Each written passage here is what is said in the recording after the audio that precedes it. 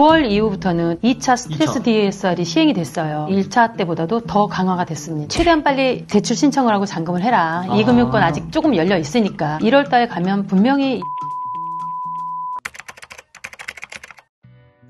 안녕하십니까, 설마입니다. 요즘 정부가 대출을 규제하면서 경매나 또는 부동산 투자하시는 분들이 대출이 가능한지 또는 어떤 대출을 받아야 할지 궁금해하실 분들이 많이 계시는 것 같아요. 그래서 오늘은 제가 대출 전문 상담사분을 모셨습니다. 자, 간단하게 자기소개 부탁드리겠습니다. 네, 안녕하세요. 저는 2001년부터 경락잔금 대출을 시작해서 지금까지 하고 있는 전미순 팀장이라고 합니다. 야, 자, 20년 넘게 대출을 하신 겁니다. 네. 제가 이미 대출을 여러 차례 받아보긴 했지만 오늘은요, 제가 대출을 아예 모르시는 우리 카페 또는 이 채널 구독자분들을 위해서 제가 경매 초보자다 라고 빙의해가지고 궁금하실 점들을 대신 우리 전 팀장님께 여쭤보도록 하겠습니다. 우선 우리가 지금 오늘 다루는 주제가 경락잔금 대출이라고 얘기를 해요. 그렇죠. 이게 정확히 뭔 뜻인가요, 이게? 경매 잔금 대출은요, 경매로 낙찰을 받아서 낙찰된 물건을 대출을 받아서 잔금을 치러주는 걸 경매 잔금 대출이라고 합니다. 보통 이 경락잔금 대출은 어디서 받는 거예요? 보통은 뭐 1금융권, 2금융권 그렇게가 보편적으로 받습니다. 아, 그러면 우리 양재역 앞에 신한은행이 하나 있거든요. 네. 제가 낙찰받아가지고 영수증 들고 딱 은행 가서 창구 대출창구 가서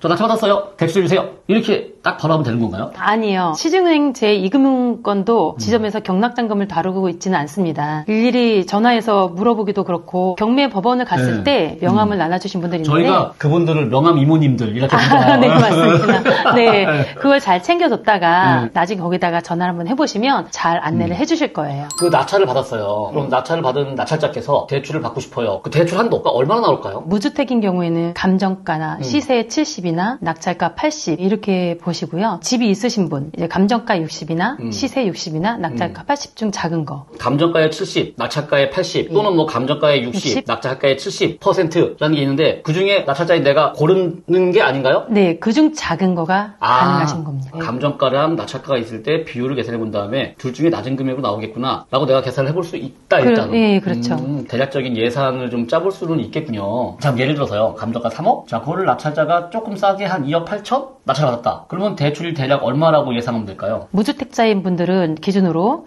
감정가의 70%인 2억 1천만 원과 낙찰가의 80%인 2억 2,400이잖아요. 그렇죠. 작은 금액. 둘 중에 둘 중 작은 금액이니까 2억 1천이 되는 거고 나머지 금액 7천만 원 잔금과 취등록세 등의 비용을 준비하셔서 이제 잔금을 치르시면 되는 거죠. 낙찰가의 뭐 80 또는 감정가의 70% 무조건 그렇게 나오나요? 그렇진 않죠. 그렇지도 않나요? 네. 그런 경우는 개인의 총 부채 비율이나 소득이나 그리고 주택수나 이런 것들에 따라서 틀려지시죠. 아, 그러니까 이게 DSR 이런 규제가 있다는 얘기잖아요. 네, 맞습니다. 자, 여기서 잠깐 DSR이 뭔지 잠깐만 설명을 드리자면 총부채 원리금 상환 비율이라고 해가지고요. 내 소득 대비 총 모든 부채의 원리금을 다 합쳐서 내 소득으로 환산하는 겁니다. 이런 것들에 대해서 따지는 거예요. 경매대출뿐만이 아니라 뭐 학자금 대출, 신용대출, 카드값까지 다 따지는 겁니다. 다 합산을 하는 게 총부채 원리금 상환 비율이에요. 그래서 이게 일정한 비율을 넘어가면 너는 소득 대비 대출이 많은 거야, 빚이 많은 거야. 그러니까 더 이상 대출 못 해줘 하고 막는다 이런 얘기입니다. 그러면 결국 너는 보니까 소득은 이 정도인데 부채가 많어. 그래서 비율이 넘어가서 못 해줘. 이렇게 되면 경매 쪽도 안 된다. 아예 안 되는 건 아니고요. 이제 그럴 경우에는 DSR 안 보는 매매사업자나 이런 걸로 하실 수 있는 방법도 있는데요.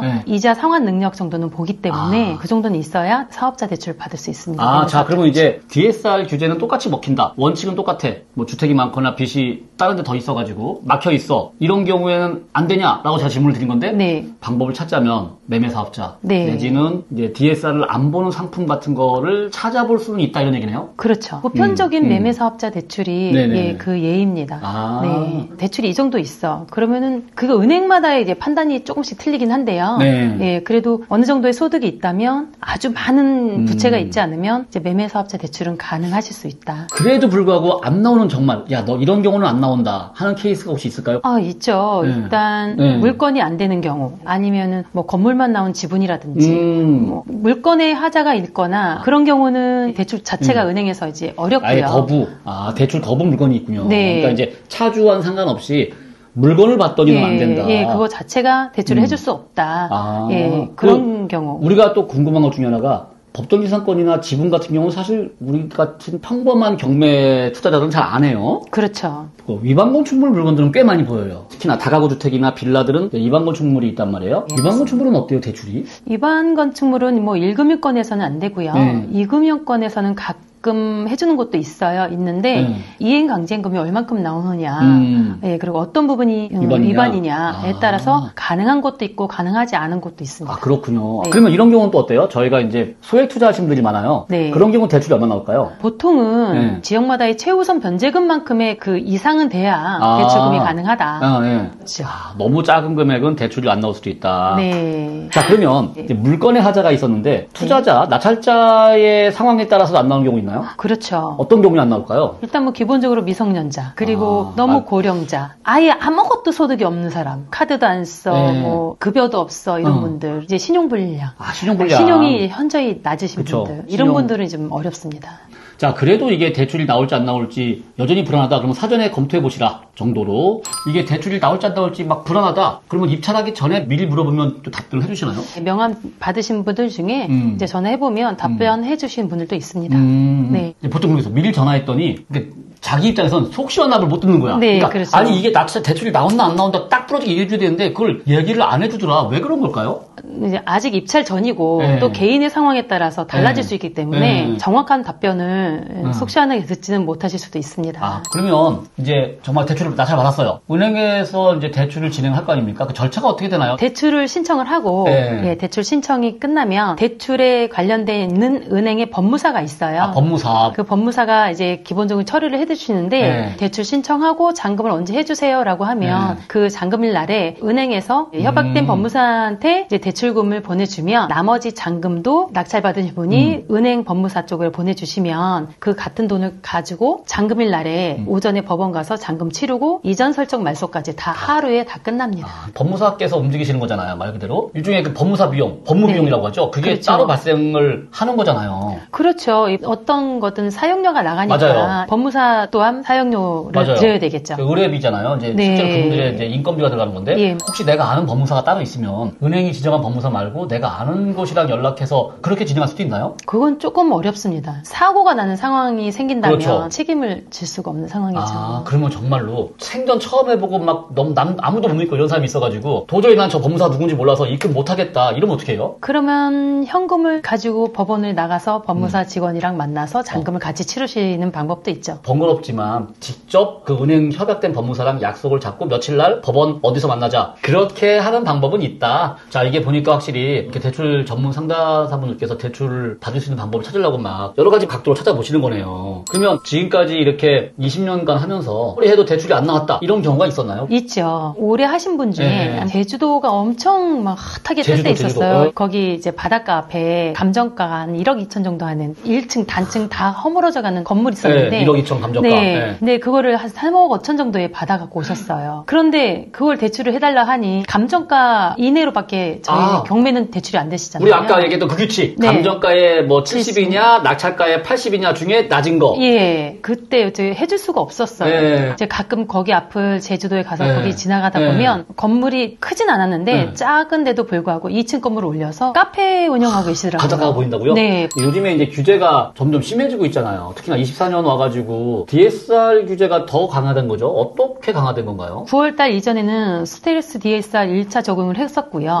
대출 나갈 수 있는 게 좀 타이트해졌는데 9월 이후부터는 2차 스텔스 DSR이 시행이 됐어요. 1차 때보다도 더 강화가 됐습니다. 그래서 그러면 대출이 좀 더 어려워졌죠. 그럼 이게 경락잔금에도 영향을 미치는 거네요? 똑같이 적용을 받습니다. 뭐 1금융권이 좋을 때는 1금융권에 많이도 가시는데 현재 지금 1금융권이 가계자금을 막아놨고 지금 2금융권을 거의 선호하고 할 수밖에 없는 상황인데요. 2금융권도 지금 연말 돼서 일부는 가계자금을 막고 MCI나 방공제 뭐 이런 거 그리고 2주택이 있으면 안 되는 거 이런 것들도 2금융권도 현재 지금 막고 있습니다. 11월, 12월 앞으로 올해가 이제 이 2달 남았는데 낙찰받는 분들이 유의할 점이랄까? 지금 11월 달 받으신 분들은 최대한 빨리 대출 신청을 하고 잔금을 해라. 2금융권 아직 조금 열려 있으니까 12월 달 하신 분들은 1월 달로 넘기면 가계자금 대출을 받으실 수 있는 분들은 1월 달 가면 분명히 상황에 1금융권이 열리지 않을까 저희는 생각하는데요.